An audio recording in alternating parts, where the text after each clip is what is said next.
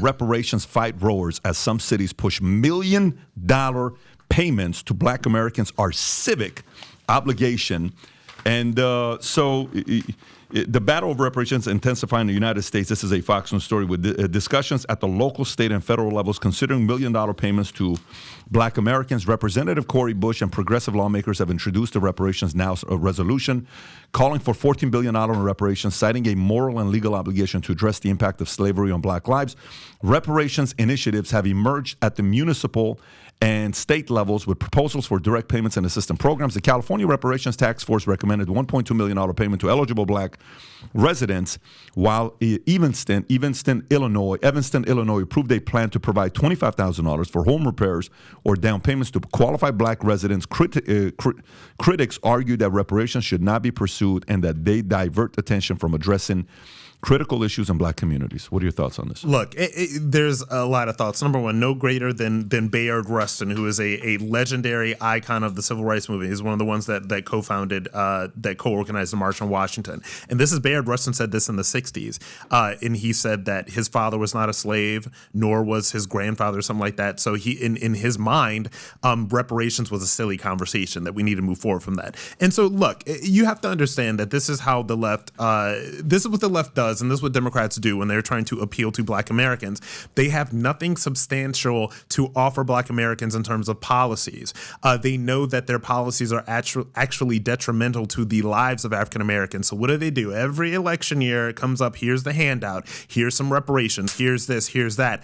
I don't know how long people are going to fall for it. Look, when I came out as conservative 5 years ago, and, you saw the Vice video and all that stuff, and I was like, right, Black people, we got to wake up, all that other stuff. 5 years later, I do not know, because they somehow continue to keep falling for this, right? And if they continue to keep falling for this stuff, the Democrats are going to continue to keep pushing it. And one more point that I'll make about quote unquote reparations is that we have seen billions of dollars that the federal government has given in terms of programs to help advance African Americans, in terms of welfare stuff, in terms of all of this other stuff. And what has that really done? All right. It hasn't really done a whole hell of a lot to benefit, lower income Black communities across the country.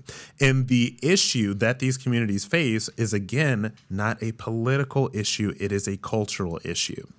The great Alan West, I was watching one of his videos from my Facebook page yesterday, and he made this, he basically was debating with this college leftist, and he basically said the fundamental problems in the African American community are not going to be solved by the government. They're going to be solved by the family structure. Why are there no men in the house? Where are the family structure?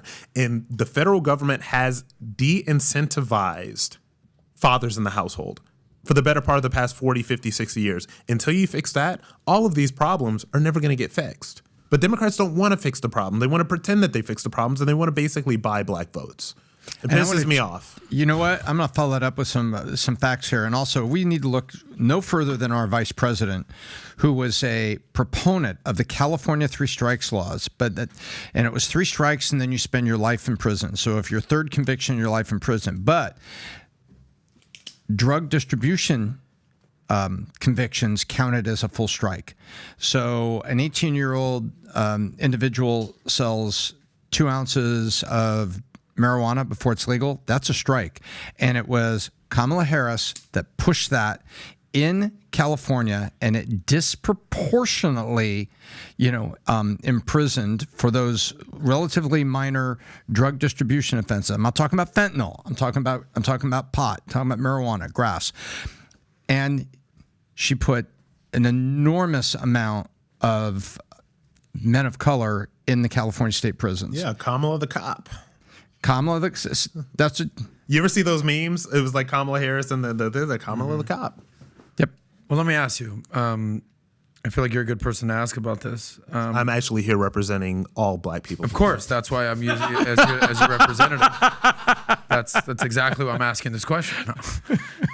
I'll be over they're here. talking about $14 trillion in reparations. Okay, what's our GDP? 22 trillion. So we're talking almost 2/3 of our U.S. economy, GDP, going towards reparations. Yeah, and also, dummies, where is the money coming from? I want to go math here. I'm not trying to go identity politics. I'm not trying to call anybody names here. I want to understand, where's this money actually coming from? You see California, in San Francisco, didn't Dodgers go there recently?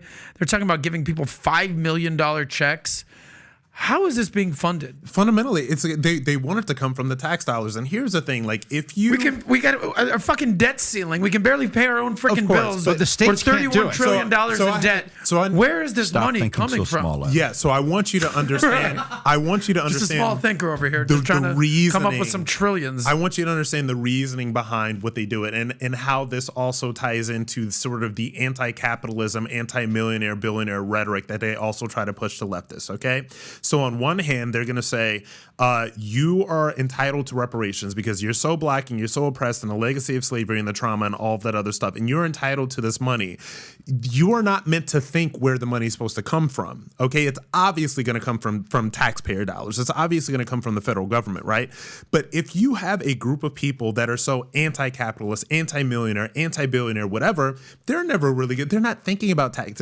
My ex-best friend was a total Bernie Sanders leftist. He was perfectly thrilled to just take taxpayer money. These are not the people that are going to be paying for that stuff, right? And so fundamentally, if you get these people to hate capitalism, hate millionaires, hate billionaires, and then say there's all this free money that's going to be coming to you because you're such a victim, and vote for us and we'll do it, of course it's going to be tax dollars. But they're not thinking about the fact that this is literally their own money that they're going to be getting back. I think they have to be very careful with this, because do you know, when you look at numbers like this, do you know who the first slave owner was in America?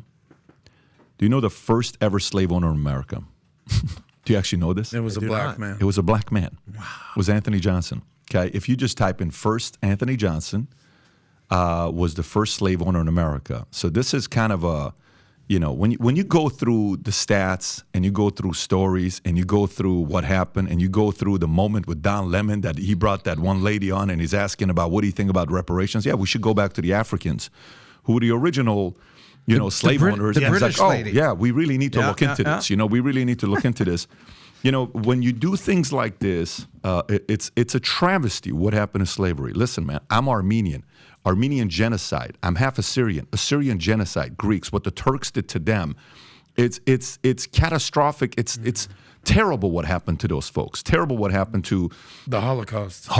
Yes. Slim, nobody's sitting here saying any of that stuff, but I think the way this is going about is another thing to run for election, and I think it may get a lot of people's attention to say, can we win some more African-American votes? But what you pointed out earlier is the gay vote. You were saying 70%, 30% voted for Trump in 2016 or 2020? It was, I think those numbers came out in 2020. 2020. Yeah. When you think about that, and then the African-American vote, for the longest time, Democrats have had 92% of the vote since 1964, and it's gone to 88%, 84%. So it's kind of going in a different direction to say, look, I don't know what the Democrats have done for me. Nothing's really changed in my life when I look back. You just make the top 30 cities in crime in America, 27 are driven by Democrats. So this NAACP is sitting there saying, hey, you should not go to Florida. Great. That's great. Why don't you talk? So you want people to go to the top 30 cities where 27 are Democrats and they're not safe?